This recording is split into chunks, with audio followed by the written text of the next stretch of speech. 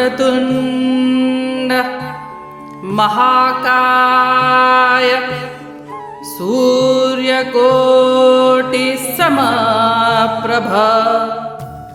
निर्विघ्नं कुरु मे देव सर्वकार्येषु सर्वदा।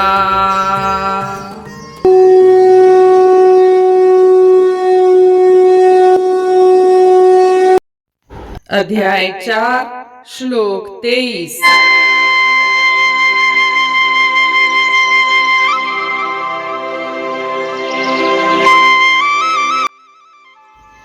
गतसंगस्य मुक्तस्य ज्ञानावस्थितचेतसः यज्ञायाचरतः कर्म समग्रं प्रविलीयते।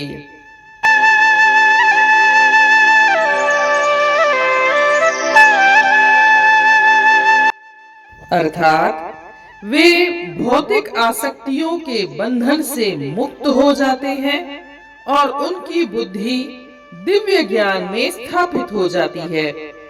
चूंकि वे सभी कर्मों को बलिदान मानकर करते हैं, इसीलिए वे सभी कर्मों से मुक्त हो जाते हैं।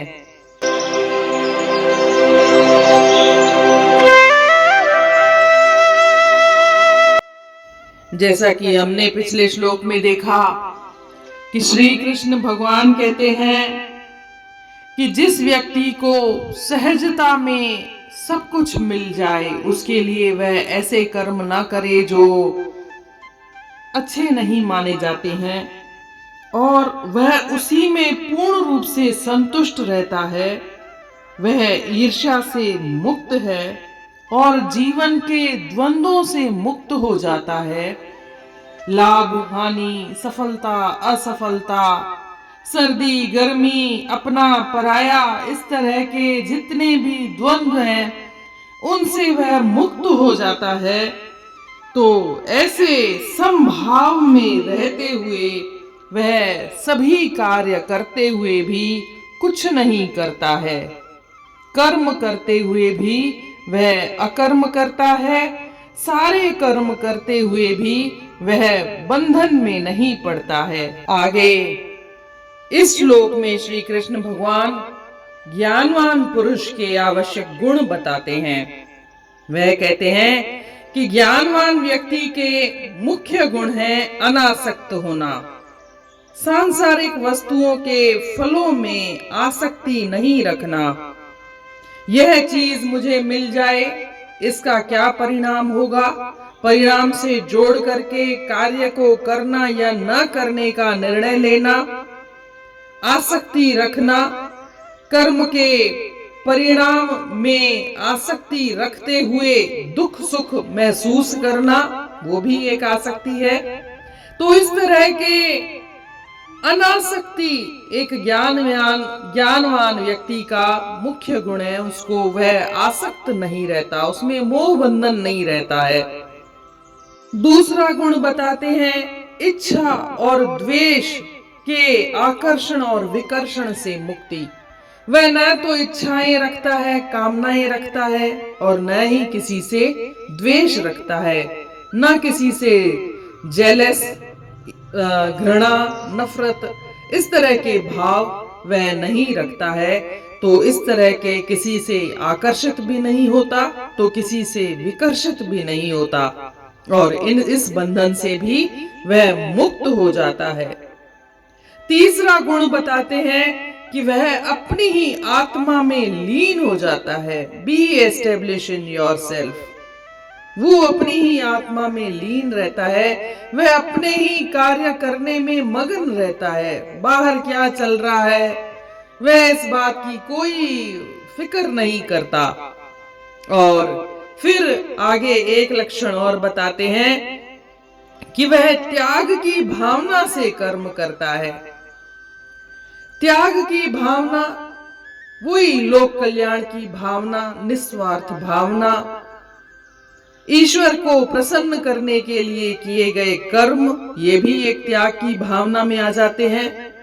तो ये गुण जिस ज्ञानवान व्यक्ति के होते हैं, वह गुण सर्वथा कर्म करते हुए भी अकर्म करता है, कर्म बंधन में नहीं पड़ता है।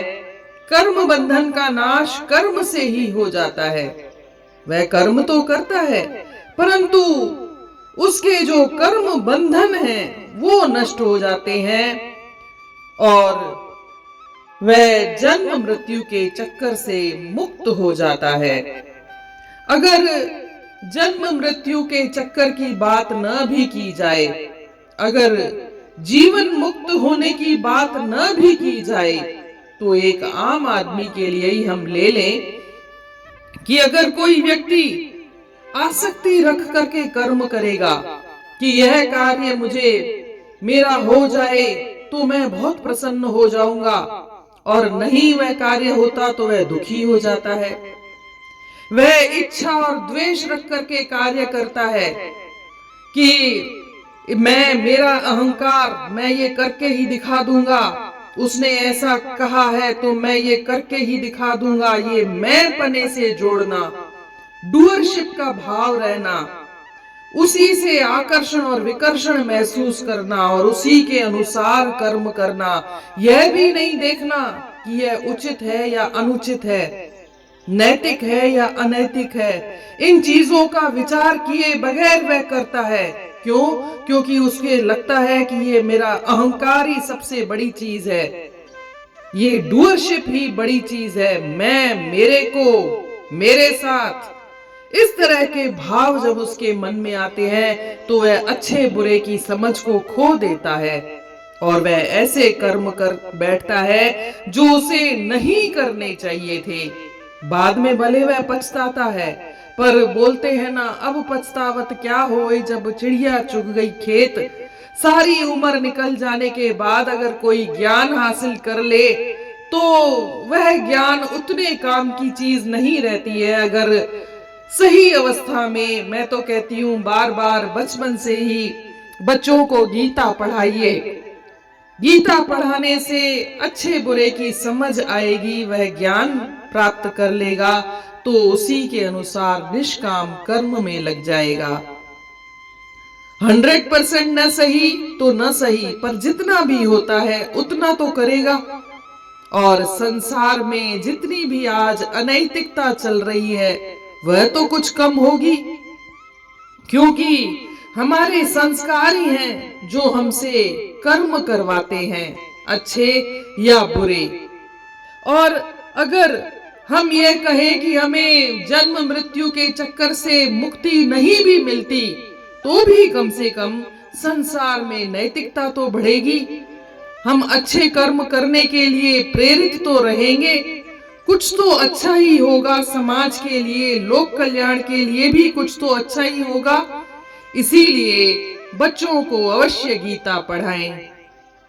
गीता का संदेश कर्म का परित्याग नहीं कहता कि कर्म ही छोड़ दो आप, बल्कि वह कहता है सही कर्म के माध्यम से ही मनुष्य की मुक्ति संभव है। वही बात, बार बार वही बात, बार बार श्री कृष्ण वही बात इसीलिए बोलते हैं कि बार बार सुनने से हमारे मन के संस्कारों पर कुछ तो असर पड़ेगा।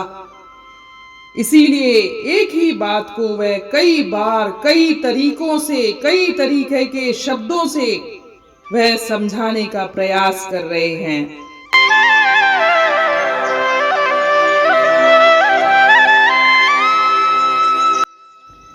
Of the man who is devoid of attachments, who is liberated, whose mind is established in knowledge, the whole action performed in the spirit of sacrifice is dissolved.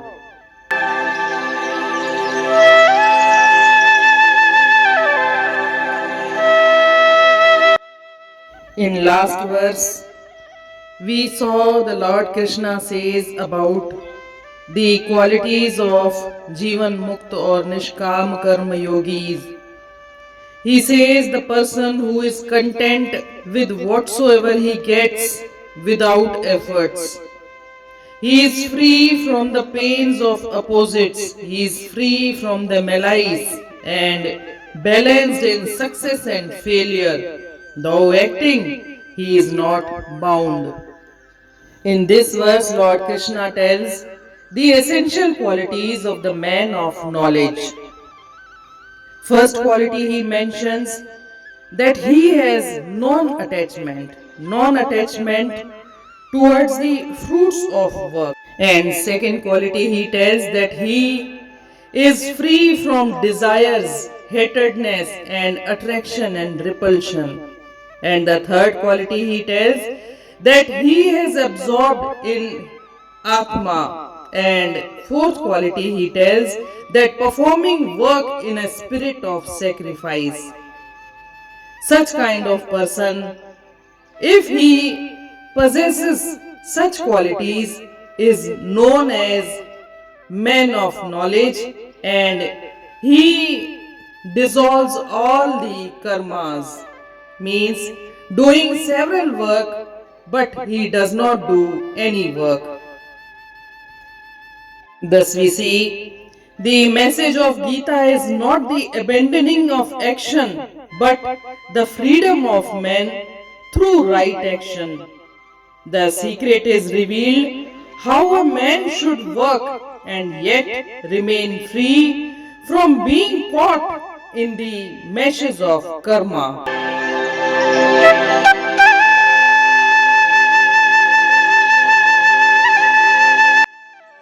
लगाव आहे जंहिंखे न आज़ाद आहे, सो ज्ञानी सचो आहे नित शाद आहे।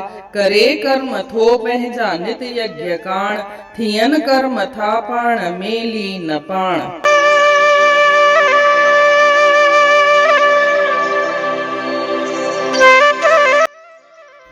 जीअं त पाण पोएं श्लोक में ॾिठोसीं, श्री कृष्ण भगवान चवनि था कि अहिड़ो माण्हू जेका बि कर्म आहिनि उहे पंहिंजो पाण थी वञनि, सहजता में थी वञनि, उन जे लाइ हू कुझु अहिड़ा कर्म न करे जेके हुनखे न करणा हुजनि, ऐं जेको ईर्खा सां मुक्त आहे, जेको जीवन जे इन्हनि डायलेमा सां बि मुक्त आहे, सफलता असफलता लाभ हानि इन्हनि सां बि मुक्त आहे, ऐं हू दुख सुख में संभाव थो रखे, त अहिड़ो माण्हू सभु कर्म कंदे हुए बि पंहिंजो पाण खे कंहिं बंधन में न रखंदो आहे।